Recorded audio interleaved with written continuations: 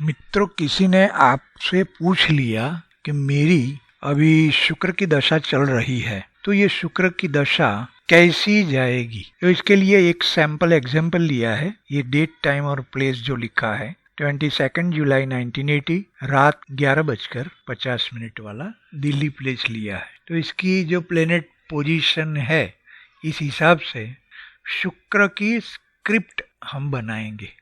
तो ये शुक्र की स्क्रिप्ट है। पहली पंक्ति में जो पहली रो है उसमें कस्पल सबलॉर्ड लिखे हैं, दूसरी में प्लेनेट, उसके बाद स्टारलॉर्ड ऑफ प्लेनेट आएगा, उसके बाद सबलॉर्ड ऑफ प्लेनेट आएगा और बाद में स्टारलॉर्ड ऑफ सबलॉर्ड। तो कुल मिला के 3 पार्ट हुए। पहली एक पंक्ति का जो व्हाइट पार्ट है ये कस्पल सबलॉर्ड देखने के लिए, और ये जो येलो कलर का जोन है, पीला जोन, तो ये पूरा एक साथ मिलजुल के हमें देखना होगा क्या इफेक्ट है। तो ये सिग्निफिकेशंस फाइनल दिखाएगा। तो ये रेड जोन है, ये सब लेवल्स है, वहां से हम सपोर्ट मिलता है कि नहीं, कैसा मिलता है, तो ये स्टडी करना है। प्लेनेट वीनस है, star lord is Mars and sub lord is Jupiter. अभी star lord of this Jupiter is Venus.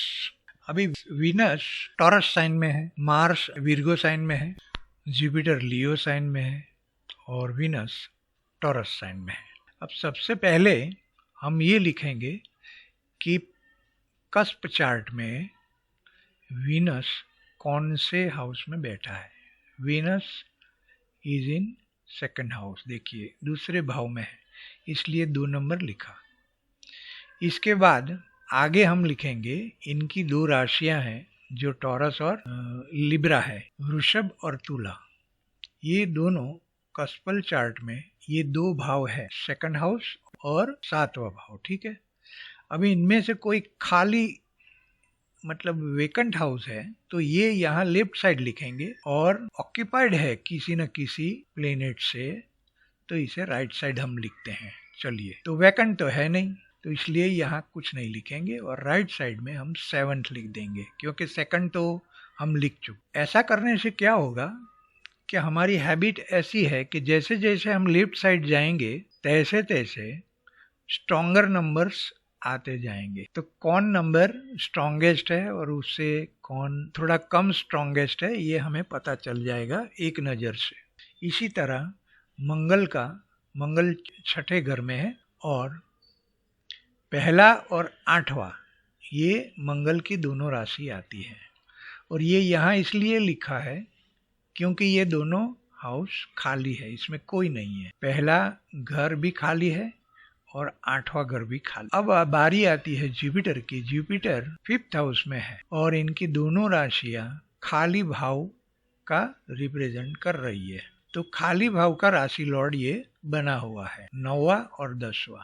देखिए 9th और 10th ये दोनों भाव का ये लॉर्ड बना, और बाकी कोई राशि जैसे कि मीन राशि ये मर्ज हो गई है, गायब हो गई है, इसलिए यहाँ कुछ लिखने का नहीं आता है। और वीनस का तो हम समझ चुके, हम डिस्कस कर चुके हैं। यहाँ टी लिखा है, मतलब ये सारे प्लेनेट टेनेंटेड है। डी का मतलब है सारे प्लेनेट डायरेक्ट मोशन में है। पहली पंक्ति में ये शुक्र 2nd, 3rd, 4th, 8th और 11th कस्प का सबलॉर्ड बना हुआ है। अब देखिए ये दशा कैसी जाएगी। तो यहाँ हमें सबसे पहले नज़र डालनी है ये कॉलम पर, टी वाला। तो ये जो पीला जोन है इसके ऊपर वाला प्लेनेट और इसका स्टार लॉर्ड, ये दोनों की पैर क्या बोल रही है। तो प्लेनेट खुद टेनेंटेड है, इसलिए ये इसे महत्व नहीं देना है 7 नंबर को। 7 नंबर हम डिलीट कर देंगे, 7 नंबर की कोई वैल्यू नहीं रहेगी, मतलब स्ट्रेंथ नहीं रहेगी। तो 7 नंबर हम डिलीट करते हैं, ठीक है। अभी दूसरी पैर नीचे देख लीजिए, दूसरी पैर में भी ऐसा ही है। अगर ये पोजीशन पर पहली पोजीशन, ये पहली पोजीशन और दूसरी पोजीशन, ये दोनों पैर में ऊपर वाली जो पोजीशन है यहाँ अगर अनटेनेंटेड है तो जैसे हमने ये 7 डिलीट किया वो हम नहीं करेंगे क्योंकि ये स्ट्रांग हो जाता है। एक्सचेंजिंग प्लेनेट होता है तो भी स्ट्रांग हो जाएगा, सेल्फ स्टार होगा तो भी स्ट्रांग हो जाएगा। तो यहाँ टी के सामने यहाँ कोई नहीं है, मतलब ये सारे कंसीडर करेंगे हम। और नीचे वाले में ये जो सेकंड पोजीशन वाला अगर कुछ भी है तो वो हमेशा रखना ही है, क्योंकि स्टारलॉर्ड का सिग्निफिकेशन स्ट्रांगली दिखने में आया। ठीक है, और ये केपी का बेसिक रूल है। तो अभी ये इतना प्रोसेस हो गया। अब इसके बाद हमें नंबर ढूंढने हैं। ये दो नंबर से हम उम्मीद रख पाएंगे कि नहीं। तो 2 से 8वां और 12वां घर 8th एंड 12th हाउस कौन सा होता है? 1 और 9 होता है। और 1 और 9 ये रेड जोन में अगर पड़ा है तो इसे डिलीट करना है, नहीं तो ये वर्क करेगा। तो यहाँ 1 और 9 दोनों नहीं है, एक ही है। तो इसे हम 9 को डिलीट कर देंगे और 2 को यहाँ रखेंगे, इसे डिलीट नहीं करेंगे हम। अगर नीचे दोनों नंबर होते तो कर देते। ऐसे ही हम 6 नंबर के लिए 5 और 1 अगर दोनों है यहाँ नंबर रेड जोन में तो रखेंगे, नहीं तो डिलीट कर देंगे।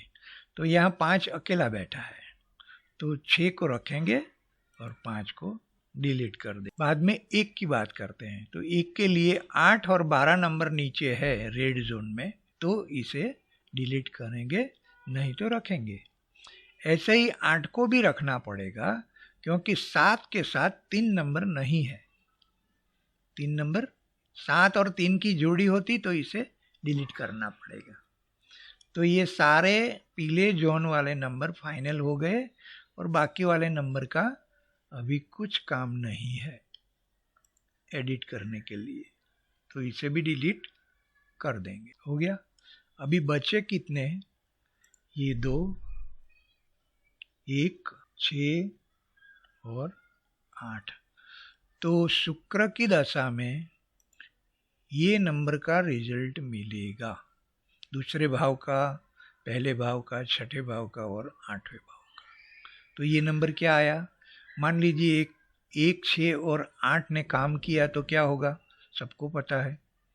ये 6 नंबर डीसीज है और 8 नंबर डेंजर है, तो वो खतर में जा सकते हैं। 8 नंबर ऑपरेशन भी है, 8 नंबर पीड़ा भी है, और यहाँ एक साथ दे रहा है, मतलब बॉडी को पीड़ा हो सकती है, बॉडी को डेंजर हो सकता है, डेंजर का सामना कर पड़ सकता है, कोई पीड़ा आ सकती है।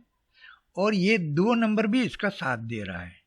अगर 2 नंबर 2 के साथ अगर 6 मिल गया तो 2 और 6, इसमें ये मटेरियलिस्टिक में इन्हें कुछ लाभ होगा ये शुक्र की दशा में।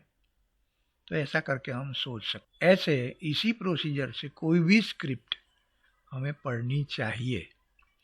और इसके लिए मान लीजिए ये शुक्र की दशा है और इसके साथ चंद्र की अंतर्दशा और बुध की प्रत्यंतर दशा, ऐसा है तो हर एक की तीनों की स्क्रिप्ट इसी तरह स्टडी करनी है। और तीनों की जो ये नंबर्स ऐसे मिले हैं इनको क्लब करके कॉम्बिनेशन हमें पढ़ने हैं। कॉम्बिनेशन का मीनिंग क्या निकलता है ये पढ़ना है। तो इस तरह हम आगे बढ़ सकते हैं और इसी में अच्छे रिजल्ट पाए गए हैं। तो थैंक यू वेरी मच।